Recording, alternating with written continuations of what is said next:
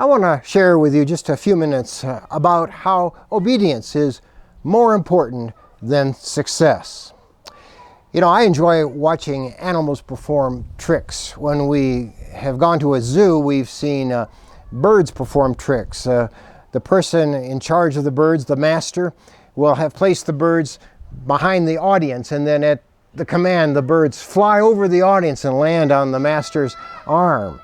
And then we've also been to aquariums where we've seen dolphins perform tricks for the master who commands them to do so.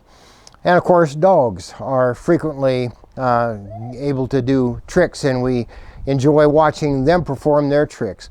All of these creatures have something in common. They're all immediately rewarded for doing the trick. The birds are fed some kind of a bird seed or a small piece of fruit when they land on the master's arm. The dolphins are tossed to fish immediately when they perform a trick, and they're tossed to fish every time they perform the trick. Dogs are usually given a doggy treat, or at the very least a pat on the head of good old boy or good old girl. So they all have this immediate reward, a positive reward for doing what their master says. Now we human beings have the same desire and tendency. We want to be rewarded. We want to see positive results for our efforts too. We want to see them rather soon. You know, social media really spoils us with this and moves us in that direction. We post something on Facebook and we look soon for how many likes we've gotten. If we've gotten just a few, we don't feel very good. If we get a lot of likes, we feel very good. Those of us who post on YouTube, such as this video, we look a few hours later or a day later, and if there's just a few views, we're not very happy. If there's a lot of views, well, we're really happy. So we have this tendency, we want positive reinforcement. When we do something for someone, we want them to be grateful and thankful. When we serve in some way or do something or accomplish some project, we want it to be noticed and acknowledged. We certainly want it to go well. And if it's not acknowledged, or if it goes poorly, or if we fail at it, we're probably not going to attempt that again. And so we human beings aren't much different than the animals, in that we want immediate positive reinforcement. But you know, you and I serve a master, Master Jesus, and he doesn't always operate that way. In fact, frequently he does not. He calls us to be obedient and not to think so much about success and achievement. And there's lots of examples in the Bible, but I want to look at just one for a few minutes, and that's the prophet Ezekiel. He's an important prophet in the Bible. He's called one of the major prophets. He has 48 chapters in his book dedicated to him. And in his story, what we find is that he was taken into exile with about 10,000 other Israelites. And God called him to be a prophet to them, to prophesy and proclaim God's word to them. And so this is what God tells him. It's found in Ezekiel chapters 2 and 3. We're going to look at a few verses. In chapter 2 of Ezekiel, verses 4 and 5. The people to whom I am sending you are obstinate and stubborn.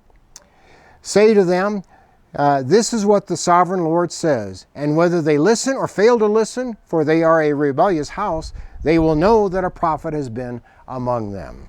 And just a couple verses later, in verse 7, God says, you must speak my words to them, whether they listen or fail to listen, for they are rebellious. And then in chapter 3, verse 11, the same thing essentially. Go now to your countrymen in exile and speak to them. Say to them, this is what the sovereign Lord says, whether they listen or fail to listen. Did you notice a reoccurring phrase in all three of those instances? You're to proclaim to them, you're to prophesy to them, whether they listen or fail to listen. In other words, don't let the results bother you. You just be obedient, Ezekiel.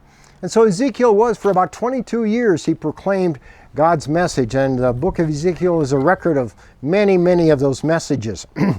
And the fact is that there's hardly any reference to the people's response, either positive or negative. That's not the point of the book of Ezekiel. The point is that Ezekiel was obedient, and it's a record of his proclaiming obediently the message of God. And throughout the Bible, there's many examples of people that had to be obedient and were called to be obedient, but didn't necessarily always see positive, good results. In fact, some of them were persecuted, and even some were killed for their obedience to the Lord. And throughout the years since, of course, there's countless examples of people who have been obedient but haven't always seen positive results. William Carey, the famous missionary in the late 1700s and early 1800s, is an example. He was called by God to India, and he worked hard there, and it was horrible conditions. He developed malaria. His 5-year-old child died. His wife had severe mental issues and even tried to kill him and had to be confined to her room. And it wasn't until his 7th year there that he had this first baptism of his first convert. 7 years for his first baptism. And so, yet, William Carey went on in history to be known as one of the great missionaries of all times, though he himself saw very little results, at least initially. And we can move on a little bit to another William Wesley, who was called of God to go to the Congo in Africa in 1912. And he worked there for 17 years and was so discouraged he came back home thinking he had utterly failed, and he died feeling he had failed as a missionary. But in 2010, a group of people went to that area in the Congo and discovered a whole group of dynamic, growing churches, and upon investigation found out that they were all the result of William Wesley's ministry 84 years before. And so he was called to be obedient, and he was, and he didn't see the results, but they came later. And so the message for us in Ezekiel and with countless other examples like these two Williams, these two missionaries and many others, is that God's calls for us to be obedient, to focus on that and not on the results. And so this means that we're called to be obedient and to love those around us, even the unlovely, those that are unresponsive in loving us back. Those results are left in those people's hands, because everyone makes their own choices, and in the hands of God, who is sovereign, but not in our hands. Our calling is to simply do the right thing in that case of being a loving person. You may have a loved one, maybe an adult child that does not know the Lord. And so the call for you to be obedient is a call to pray for that child and to be a witness to that child of your own faith, and in gentle ways, but not overt, pushy ways, as you probably already have learned, to be a witness to them in what you say. And you may not see results, maybe not even in your lifetime. Sometimes it happens at the death of a parent that the adult child turns their life over to the Lord, or perhaps some other time. And that's all in the hands of that person's personal choice and in the hands of the sovereign God. And our call is just to be obedient. If you're to serve in some way, yes, it's nice to see results, it's nice to have success, it's nice to have people appreciate what we do, but our calling is to be obedient. And if we don't get appreciated and don't see results, we should still move on and persevere and be patient, because we are focusing on being obedient and not being a success or receiving accolades and praise from others. So in every facet of life, what we're called to do is to be obedient, not necessarily successful. So Ezekiel is our good example here.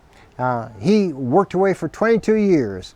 Even though the people were not going to respond in most cases. And he ended up being a great prophet. We can live great lives for God too, if we focus on obedience instead of on the results and success. Being obedient to the Lord is where our focus needs to be. Obedience is far more important than success or affirmation. Thank you for sharing this time with me. God bless.